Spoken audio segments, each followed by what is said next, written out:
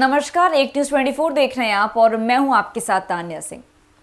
केंद्रीय मंत्री चिराग पासवान ने शुक्रवार 15 नवंबर को पटना स्थित सरकारी बंगले पर अपना कब्जा कर लिया, जो उनके दिवंगत पिता रामविलास पासवान की लोक जनशक्ति पार्टी रामविलास के कार्यालय के रूप में काम करता था, जब तक कि उनकी मृत्यु के कुछ महीनों के भीतर पार्टी का विभाजन नहीं हो गया। राजभवन, मुख्यमंत्री आवास और हवाई अड्डे जैसे महत्वपूर्ण स्थानों से कुछ 100 मीटर की दूरी पर स्थित एक व्हीलर रोड में पासवान का प्रवेश उनकी लोकप्रियता में वृद्धि का संकेत है, क्योंकि उनकी लोक जनशक्ति पार्टी रामविलास ने हालिया लोकसभा चुनाव में अपने सभी 5 सीटों पर जीत हासिल की है। वर्ष 2014 के लोकसभा चुनाव में पहली बार मैदान में उतरे केंद्रीय मंत्री ने कहा कि यह बहुत बड़ा संयोग है कि मुझे अपनी पार्टी के लिए वही परिसर आवंटित किया गया है जहां से मैंने अपनी राजनीतिक यात्रा की शुरुआत की थी।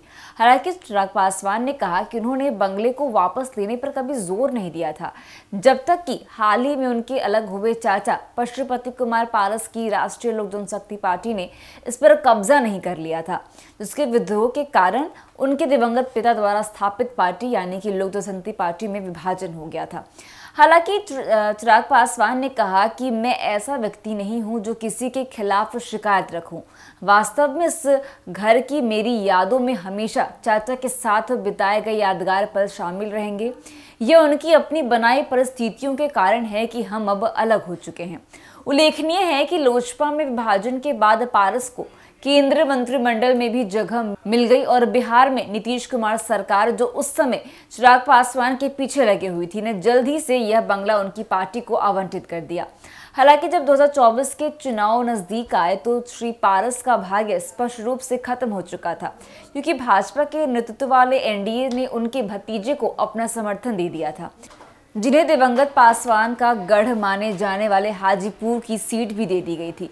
लोजपा रालोद प्रमुख, जिन्होंने नीतीश कुमार और उनकी पार्टी जदयू के साथ अपने रिश्ते सुधार लिए हैं और जिन्होंने 2020 के विधानसभा चुनाव में अपनी सीटों की संख्या में गिरावट के लिए उन्हें जिम्मेदार ठहराया था, ने राज्य सरकार को भी धन्यवाद दिया है।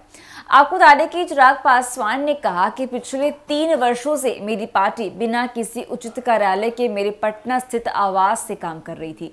राज्य सरकार ने पहले हमें बताया था कि नियमों के अनुसार किसी भी पार्टी को तब तक भवन आवंटित नहीं किया जा सकता जब तक कि उसके पास निश्चित संख्या में सांसद या राज्य विधानमंडल के सदस्य न हो। उन्होंने कहा कि लोकसभा चुनाव में अच्छा प्रदर्शन करने के बाद हमने पार्टी कार्यालय के लिए एक इमारत की फिर से मांग की थी। शुक्र है कि इस बार हमारा अनुरोध स्वीकार कर लिया गया है। इससे मेरी पार्टी को अगले साल होने वाले विधानसभा चुनाव के लिए रणनीति बनाने में मदद मिलेगी, जिसमें हमें एनडीए की जीत सुनिश्चित करने के लिए भी काम करेंगे।